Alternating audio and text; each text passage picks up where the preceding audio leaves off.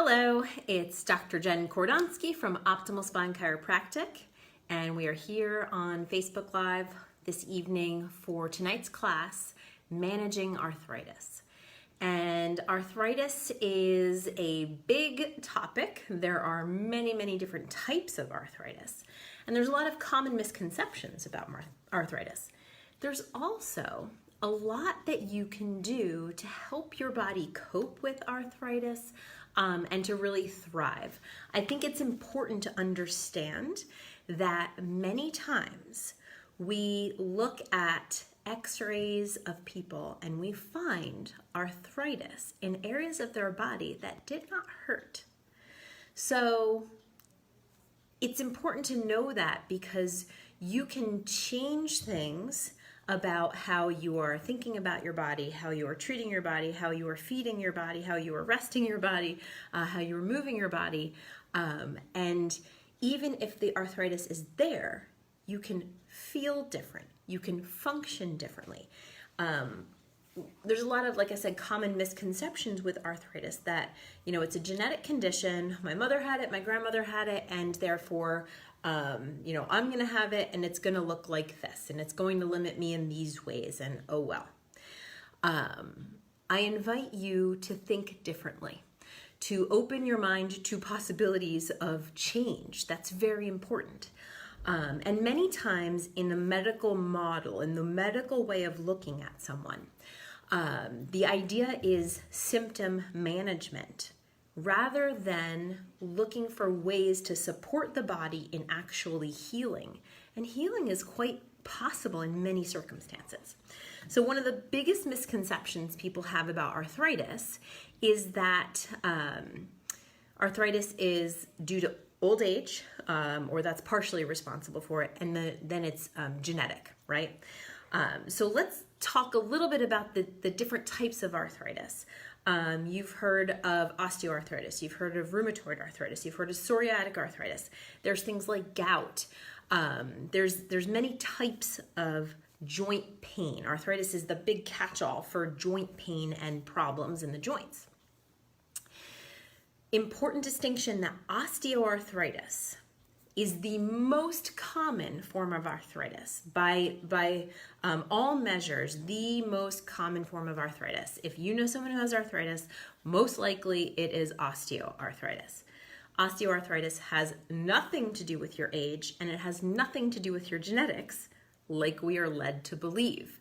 Every day I have people tell me that their doctor told them, oh, well, it's normal for you to have this because you're XYZ age. Let's explain osteoarthritis. It is stress on a joint, abnormal stress on a joint that causes wear and tear of the cartilage cushion. So everywhere two bones come together in your body, there's a cushion in between that's cartilage, and that excess wear and tear or excess force on a joint causes the cartilage to wear out, and then we have pain and inflammation. And then anything that aggravates the inflammation will aggravate the symptoms of the arthritis. You can, like I said before, you can actually have damage to the cartilage and not feel it if the inflammation isn't triggered. So that's going to be important in how we help our body. So why do I say it's not genetic, it's not age related? It is because nothing about your age or your genes puts stress, physical, mechanical stress on a joint. Now, if you have a job where you are doing the same repetitive motion, that could be a stress that damages the cartilage. If your body is out of alignment, like we checked your posture when you have an assessment, like we look for subluxations, any displacement of the body from the ideal alignment is going to shift where the joints are bearing weight. And it's going to increase the stress in certain areas and take the stress off the other. Very simply, if your spine's out of alignment and your hips are slightly off, you could be putting more weight on one side than the other, and that is going to stress the joints in the spine, which is going to, the cartilage in your spine is the disc. It's going to stress your hip and it's going to stress your knee more on one side than the other. So it's going to cause damage, and then therefore the cartilage is wearing out, and your body is always, always, always trying to do the very best it can for you. It's highly intelligent. There's an intelligence within you that is running you and protecting you and doing the best it can. That intelligence senses the stress in a joint and will deposit calcium where it's under stress. So the calcium deposits are there to reinforce the area, to make it harder and more resistant to the stress. It's the same principle that when you stress your bones get stronger, right? That's why exercise is good for bone density. But if we're putting too much stress on one side of a joint or one joint in particular, then that excess calcium is going to start to cause problems in that the calcium makes the joint less than smooth and can create friction in the joint and then aggravate the inflammation. So the only solution, we could do a million things that will alleviate pain and symptoms, but the only real solution to stop arthritis from progressing is to get the stress off the joint and to change the body alignment, to change the pressure inside of a joint capsule. That's why chiropractic adjustments are so critical in preventing and stopping the progression of arthritis, disc deterioration, disc degeneration, which is just all different names for the same problem. Why do we think that it's age? It's because it takes a long time to wear out the cartilage and a long time for the calcium to build up so much so that it's causing trouble.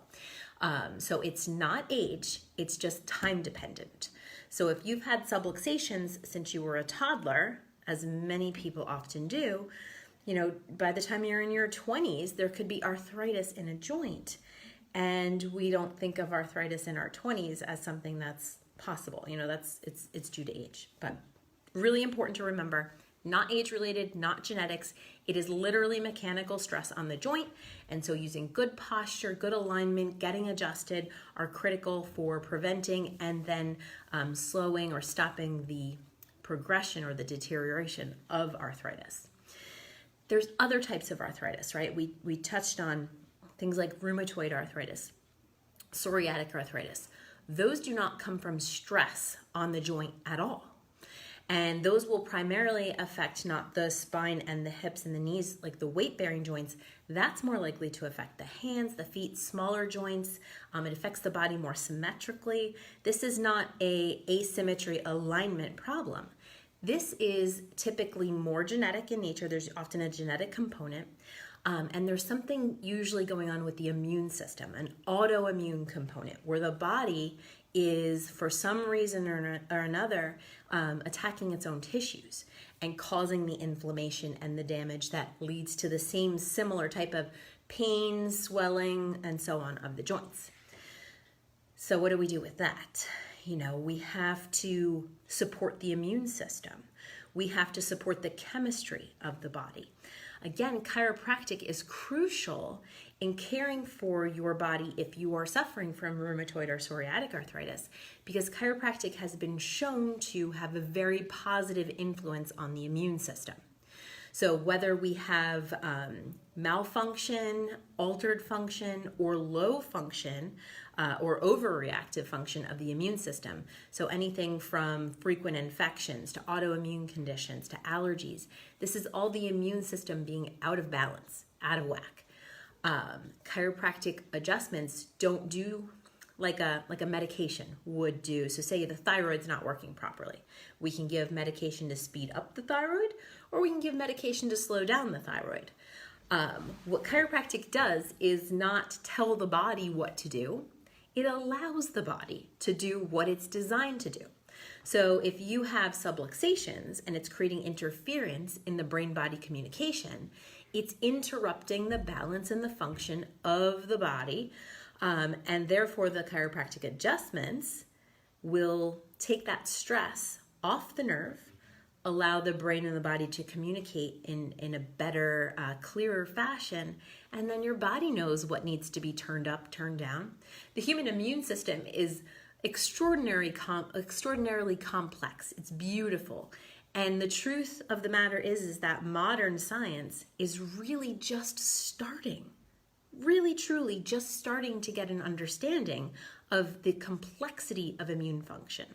It was just a few years ago that we realized that the microbiome, the bacteria in the body, have so much to do with our immune system. But there's heavy influence of the nerve system, and therefore the stress response in how the immune system works. And chiropractic lowers the stress response, and it balances the nerve system and communication system, and therefore allows the immune system to work more normally. Remember that the reason we confuse all of these types of arthritis is that they're all inflammatory. They're all pain in the joints.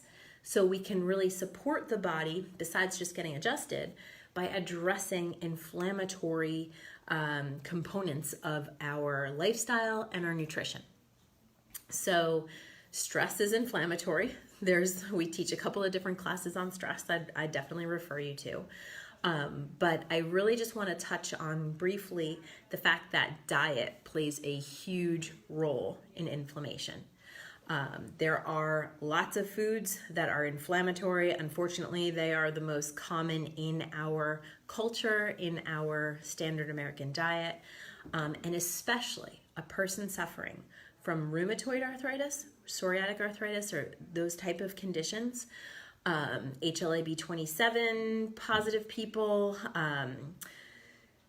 There's a lot of strong evidence that indicates that gluten in the diet and casein, the protein in dairy and the protein in bread, pasta, are in wheat, that those proteins, they create these little gaps in the intestine, and they get into the bloodstream.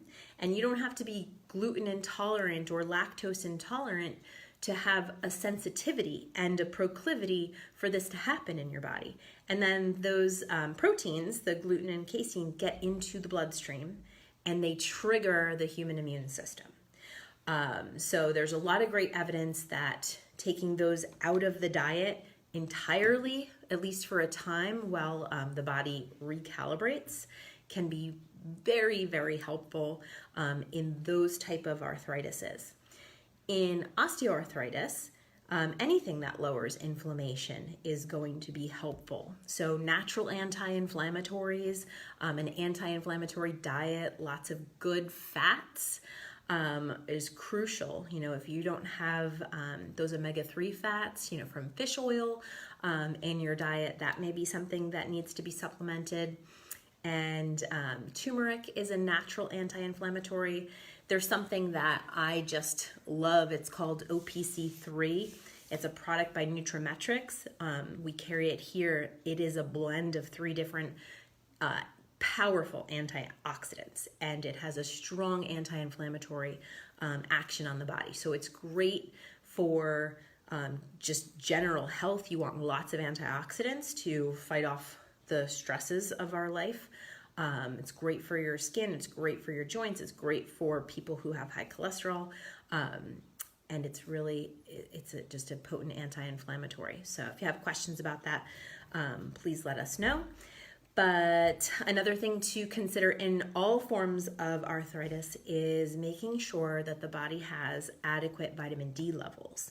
Not just adequate either, but like the high side of normal, especially when it comes to immune function. So those individuals who potentially have autoimmune component, or like I said, that HLA-B27, if you have that blood marker, then I think all of us, you've probably heard me say it before, all of us should have the high normal range, or the high end of normal is where our vitamin D levels should be, because your vitamin D is influencing how your immune system works, especially in this day and age where everyone's worried about potentially having a COVID infection. if your vitamin D levels are just even slightly lower than they should be, your risk of infection is greater. But it's really important in how the immune system functions. So I recommend getting your blood levels tested so you know where you are. And then everyone who lives in this area, it's jacket season now. We're going to need supplementation during the winter because you are definitely not getting enough sunshine unless you escape to the warmer climates. So a couple of things that you can start thinking about, making sure you have a good, healthy fish oil or omega-3 supplement, making sure your vitamin D levels are in the right range, making sure we're having lots of anti-inflammatory foods and supplements like the OPC3 or turmeric going in, and trying to keep the the inflammatory foods low. And that would be the processed oils, which is pretty much anything you could buy in the store is made with unhealthy oils, and sugar and processed foods. But especially consider a gluten-free and a casein-free diet, at least for a short period of time while the body recalibrates, for those of you who may be struggling with any type of arthritis. I have great resources if anyone would like a little more information. I have a health coach who is happy to work with all of our patients. She does a complimentary consultation, will help you look over your diet, your nutrition, potentially should you supplement. And her name is Melanie, and I love her dearly. And she, like I said, will do a complimentary consultation with any one of our patients. So if you need her contact information, let me know. But that's it for tonight, and I hope you all have a happy, healthy evening, and I look forward to adjusting some of you soon. Have a good night.